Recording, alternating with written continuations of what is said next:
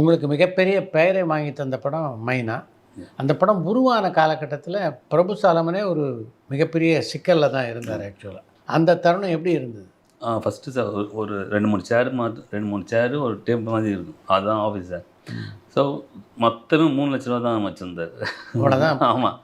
இதுக்குள்ள தான் பண்ணணும் அப்படின்னு நான் ஃபஸ்ட்டு சாப்பிட்ற வரைக்கும் தான் சார் பணம் இருக்கும். ஏன்னா அதுக்கப்புறம் தான் கொஞ்சம் கொஞ்சமாக ஃபைனான்ஸ் வாங்கி தீரஜ் இருந்தார். அப்புறமா இன்னும் பாஸ்கர் நிறைய பேர் இருந்தாங்க.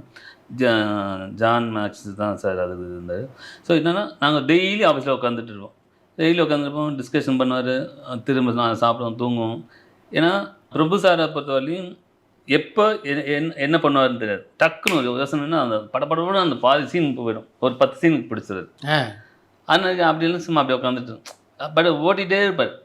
அப்படி ஓட்டிகிட்டு இருக்கும்போது தான் ஒவ்வொருத்தவங்க ஆர்டிஸ்ட்லாம் வந்து பார்த்துருப்போம் போது விதார்த்தில் அந்த மாதிரி தான் நாங்கள் தேடினோம் சார். பீச்செலாம் போய் சும்மா லிட்டரலி பீச்செலாம் போய் தேடணும் ஹீரோலாம். ஏன் யாராவது கிடைப்பானா, நல்ல ஹீரோ கிடைப்பானா அப்படின்னு. அப்போ சும்மா விதார்த் வந்து எங்கள் படத்தில் எல்லா படத்துலையும் நடிச்சு, இப்போ கொக்கியில் இருக்கட்டும், லீல இருக்கட்டும், லாடமாக இருக்கட்டும், ஒரு சின்ன சின்ன கேரக்டர் பண்ணிட்டு இருந்தார். அப்படி இருக்கணும் அமைதிப்பாளர் சத்யராஜ் மாதிரி அப்படி இருந்தார். என்னன்னா கரெக்டாக அப்போது நானும் வைரபால அண்ணனும் தான் சொன்னோம். ஏன்னா நம்ம நிறைய பேர் நம்ம போய் தேடுப்போம், இந்த ரமேஷ் வச்சே பண்ணிக்கலாமா அப்படின்னு. லவ்வுக்கு செட் ஆகுமா அப்படின்னாரு.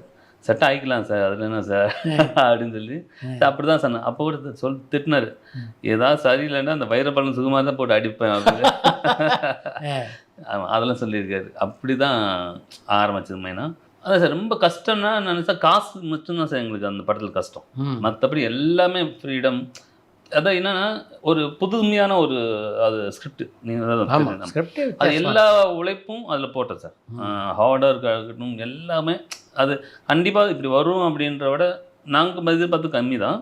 ஆனால் டைரக்டர் 100% கான்ஃபிடென்ட் இருந்தார், பண்ணிடலாம், செஞ்சு நல்லா இருக்கணும். அப்போ கொஞ்சமாக பிகினிங் நமக்கு அந்த இது வரல. போக போக அந்த எமோஷன் அந்த லவ் இருக்கும்போது இது டிஃப்ரெண்ட்டாக இருக்குது, இது டிஃப்ரெண்ட்டாக இருக்குது, கண்டிப்பாக இது வரும்னு அப்போ ஓவர் கான்ஃபிடென்ட் வந்துகிட்டே இருக்குது இப்போ எடுக்கிறது. அப்புறம் இந்த பஸ்ஸு சீக்வன்ஸ் வந்தானே 100% கான்ஃபிடென்ட் வந்துச்சு. ஸோ அதுக்கப்புறம் அந்த மாதிரி தான் சார் ஓவர் கான்ஃபிடென்ட்டாக வந்து அந்த பஸ்ஸுக்கு அப்புறம் கான்ஃபிடென்ட் வந்ததுனால அப்படியே அந்த சக்ஸஸ் தெரியுது நமக்கு. அப்போ ஃபஸ்ட்டு ரெட் ஜாயிண்ட் போயிட்டு காமிச்சானே அவங்க வந்து கல்பாதி சார்ட்ட டிஸ்ட்ரிபியூட் பண்ணாங்க சார். கிட்டத்தட்ட 65 ஷோ போட்டேன் சார். ஆஃப்டர் பிஸ்னஸ் டெய்லி எங்களுக்கு எனக்கு இமான் சாருக்கு, டைரக்டருக்கு, அசிஸ்டன்ட் டைரக்டருக்கு, வைரபாலன் சாருக்கு டெய்லி தேட்டரில் போய் உட்காந்துருப்போம். எதாவது சொல்லுவாங்களா அப்படின்னு. பார்த்தவங்க எல்லாம் கண் கலங்கி அழுதுகிட்டு முத்தம் கொஞ்சிட்டு போயிட்டே இருப்பாங்க.